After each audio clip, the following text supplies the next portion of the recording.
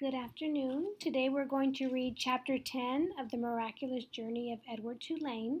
We left off yesterday where Edward was now named Susanna and was now considered a she, and Nellie made him a bunch of dresses, and they propped him up in the high chair, and he enjoyed dinners and conversations with them, and he loved to hear Nellie's stories. Remember, one of my questions were, how come you think Edward loved to hear Nellie's stories when he didn't really like hearing Abeline's stories? And at the end of the chapter, it said everything was really sweet for a really long time until Lawrence and Nellie's daughter came for a visit. So let's see what happens when she comes for a visit, okay?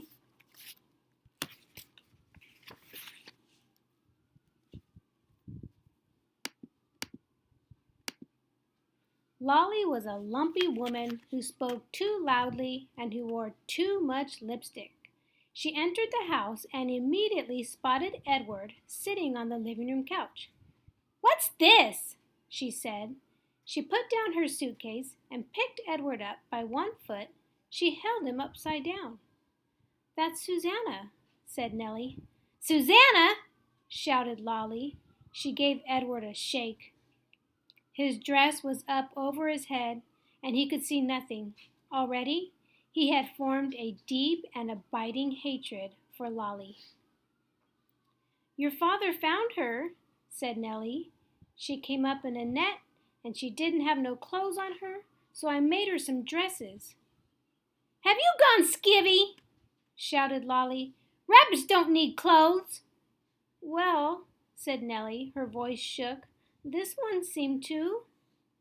Lolly took Edward back on the couch. He landed face down with his arms over his head and his dress still over his face, and he stayed that way through dinner. "Why have you got that old high chair?" shouted Lolly. "Oh, don't pay it no mind," said Nellie. "Your father was just gluing it on a missing piece, wasn't you, Lawrence?" "That's right," said Lawrence, without looking up from his plate. Of course, after dinner, Edward did not go outside and stand beneath the stars to have a smoke with Lawrence. And Nellie, for the first time since Edward had been with her, did not sing him a lullaby. In fact, Edward was ignored and forgotten about until the next morning, when Lolly picked him up again and pulled his dress down away from his face and stared at him in the eye. How do you think Edward's feeling right about now?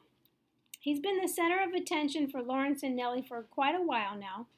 He's been outside with Lawrence, looking at the constellations every night. He's been in the kitchen while Nellie bakes, and she tells him stories. And now all of a sudden, Lolly, their daughter's here. She's loud, she's obnoxious, and now Edward's forgotten.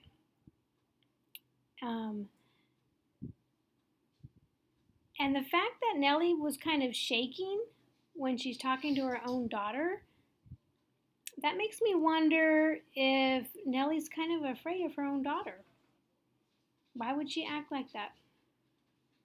That's what I'm just wondering right now. What are you thinking?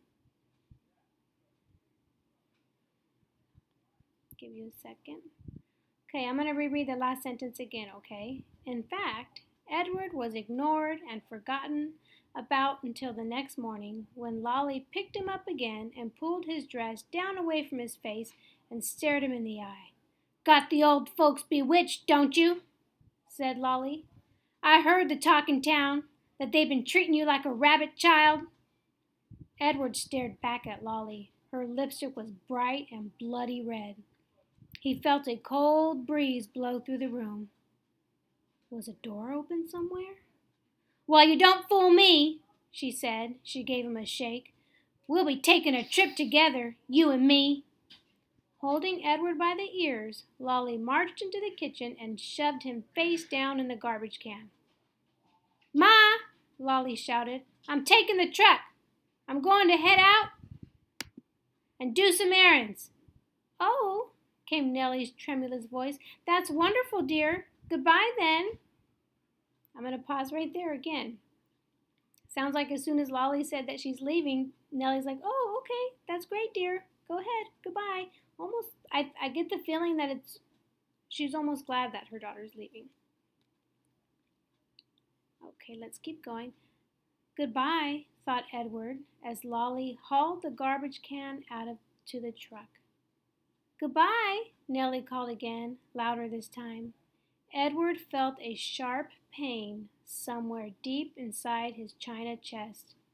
For the first time, his heart called out to him. It said two words, Nellie Lawrence. Okay, this book is getting deeper each chapter. Um, why do you think Edward felt a sharp pain in his chest? What is that all about? Why is he having feelings now?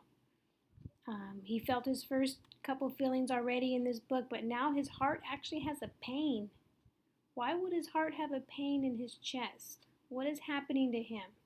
He's in the trash can. He's being taken away from Nellie and Lawrence, which these are two people that evidently he was really happy to be with them.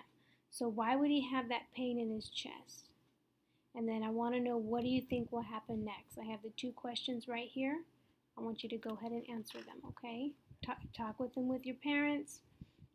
Remember, readers are thinkers, and we're always talking about what we're reading. That's how we remember what we're reading. Okay? Have a good evening, guys.